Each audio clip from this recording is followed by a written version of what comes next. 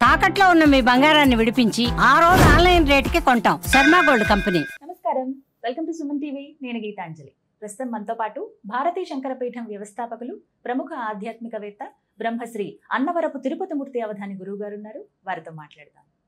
గురుగారు నమస్కారం అండి. ఓం శ్రీ మహాగణాధిపతయే నమః. గురుగారు, మహావైశాఖి మే 12వ తారీఖు. అయితే ప్రతి పౌర్ణమి విశేషమే, ప్రతి మాసంలో. అయితే ప్రత్యేకించి వైశాఖ పౌర్ణమికి ఇంకా విశేషం ఉందంటారు. మరి ఆ విశిష్టత ఏమిటో తెలియచేస్తారా?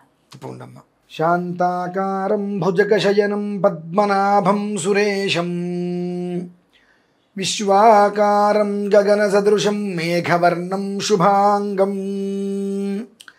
లక్ష్మీకాంతం కమలనయనం యోగిహృద్ధియానగమ్యం వందే విష్ణుం భవభయహరం సర్వలోకైకనాథం మేఘశ్యామం పీతకౌసేయవాసం శ్రీవత్సాంకం కౌస్తుభోద్భాసితాంగం పుణ్యోపేతం పుండరీకాయతాక్షం విష్ణుం వందే సర్వలోకైకనాథం సశంఖచక్రం సకరీతకుండలం సపీతవస్త్రం సరసీరుహేక్షణం సహారవక్షస్థలశోభికౌస్తుభం నమామి విష్ణుం శిరసా చతుర్భుజం.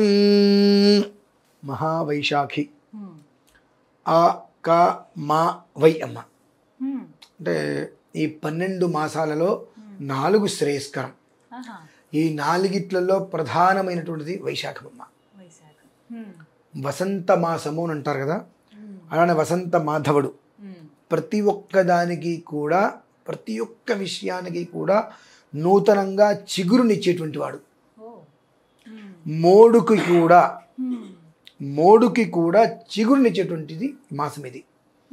అంత అంటే ఏంటంటే మన జీవితం అయిపోయింది, ఇక మనకు ఆత్మహత్యే శరణ్యం అనుకున్నటువంటి వ్యక్తికి కూడా 100 మంది జీవితాలకి ఉద్ధరించేటువంటి, జీవితానికి చిగురించేటువంటి చక్కటి మాసమే వైశాఖం.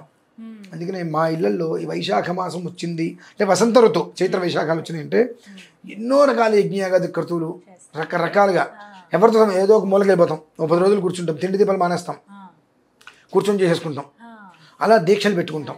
కేవలం ఈ 2 మాసాలలో చేసేటువంటి దీక్షా విధానాలు వచ్చేటువంటిది ఏదైతే కనుక ఫలితం ఉంటుందో ఆ తర్వాత 10 నెలలకి అది పంచడం అండి. 10 నెలల పాటు ప్రపంచానికి ఆ ఫలితం పంచుతామంటే ఈ 2 నెలల్లో చేసుకునేటువంటి పుణ్యాలే అంత గొప్పది. అందులో పౌర్ణమి ఎవరికీ నచ్చకపోవచ్చు, అంటే తిట్టకూడదు అనుకుంటున్నట్టు కానీ మనుషులు తిట్టిస్తారు మనల్ని.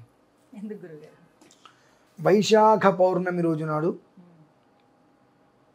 ఏమాత్రం అవకాశం ఉన్నా వైదిక క్రతువుల్లో ఎన్ని చేసుకున్నప్పటికీ కూడా ఆత్మ ఉన్నది, మనోవికాసం కల ప్రతి ఒక్కరూ గీత అంటే భగవద్గీత పారాయణ చేయాలమ్మా. గీతా సారాంశం తెలుసుకోవాలి. ఎందువల్లనంటే ఒక్క గీత గురించి ఆ ఒక్కరోజు నువ్వు తెలుసుకోగలిగితే నీ గీత మారిపోతుంది. అంత విశేషమైన రోజు పౌర్ణమి. పూర్తిదాయక ఫలం. ఏకాదశి రోజు నాడు మనం గీతాపారాయణ చేస్తే అనేకమైన ఫలితం వస్తుంది. పౌర్ణమి రోజు నాడు కనుక మనం గీతాపారాయణ చేసినట్లయితే పూర్తిదాయక ఫలం. అందులోనూ విశాఖ నక్షత్రం ఆ రోజు, వైశాఖ పౌర్ణమి విశాఖ నక్షత్రం. దానికి ఉన్న విశేషం ఏమిటి అంటే ఒక్కసారైనా సరే మొహమాటం కోసం ఆయన చెప్పాడు నిజమా కాదా అని తెలుసుకుందాం అనే రకంగా మీరు గీతాపారాయణ చేసిన గీత మారిపోతుందమ్మా. గీతా జయంతి రోజు నాడు గీతపారాయణ కాదు చేయాల్సింది. వైశాఖ పౌర్ణమి ఎన్నో రకాల వైదిక క్రతువులు ఆ రోజు మా ఇళ్లలో అయితే కనుక ఉదయం నుంచి రాత్రి వరకు విష్ణుమూర్తికి అర్చనలు, తులసి అర్చనలు అవన్నీ జరుగుతూ ఉంటాయి ఖచ్చితంగా. అవన్నీ చేయమని మీకు చెప్పట్లా నేను, అంటే ఖర్చుతో కూడుకున్న పని మిమ్మల్ని చేయమని చెప్పట్లా. ఖర్చు లేకుండా గీతాపారాయణ, భగవద్గీత ప్రతి శ్లోకాన్ని ఒక్కసారి జాగ్రత్తగా చేసుకొని ఆ విష్ణుమూర్తి వారికి అన్ని అటుకులు నివేదన పెట్టండి, బెల్లం మొక్క పెట్టి.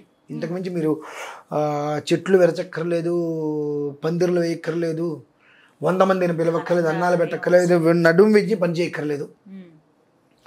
ఆ ఒక్కరోజు మీరు చేసేటువంటి ఒక్క గీతా పారాయణ మిగిలిన 10 నెలలు మిమ్మల్ని కాపాడుతుందమ్మా.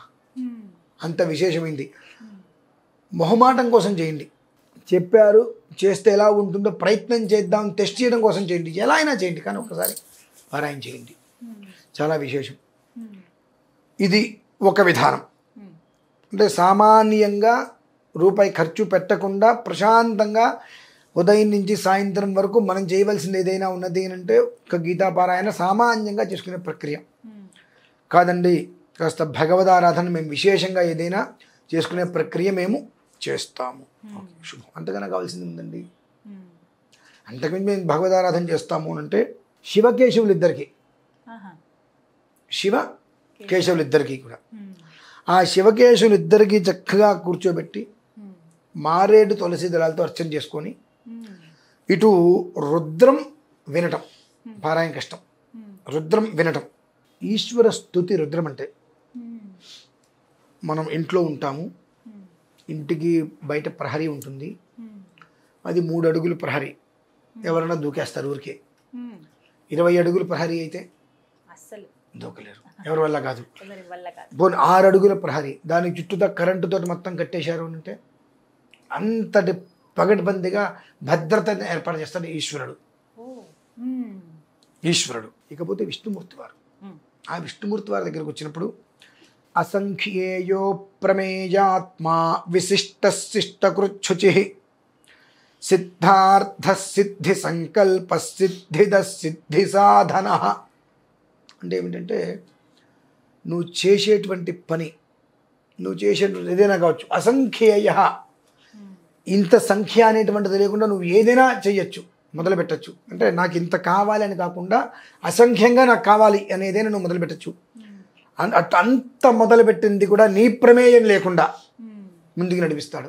విశిష్ట శిష్ట కృచ్ఛుచి, నువ్వు ఏ రకంగా అయితే మొదలు పెట్టావో దానికన్నా 10,000 కోట్ల రెట్లు విశేషంగా ముందుకు తీసుకెళ్తాడు.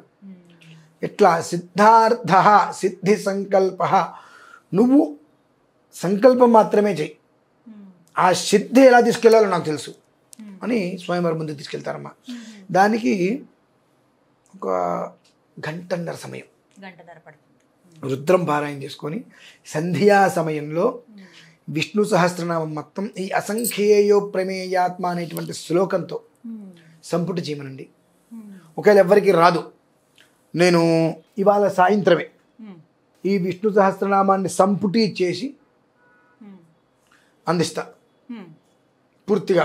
అంటే ఎట్లా వస్తుందంటే అమ్మా, ఓం అసంఖ్యేయో ప్రమేయాత్మ విశిష్ట శిష్టకృచ్ఛుచి సిద్ధార్థ సిద్ధి సంకల్ప సిద్ధిద సిద్ధి సాధన విశ్వం విష్ణుర్వషట్కారో భూతభవ్య భవత్ప్రభు భూతభృద్భావో భూతాత్మ భూతభావన అసంఖ్యేయో ప్రమేయాత్మ విశిష్ట శిష్టకృచ్ఛుచి సిద్ధార్థ సిద్ధి సంకల్ప సిద్ధిద సిద్ధి సాధన అసంఖ్యేయో ప్రమేయాత్మ విశిష్ట శిష్టకృచ్ఛుచి సిద్ధార్థ సిద్ధి సంకల్ప సిద్ధిద సిద్ధి సాధన.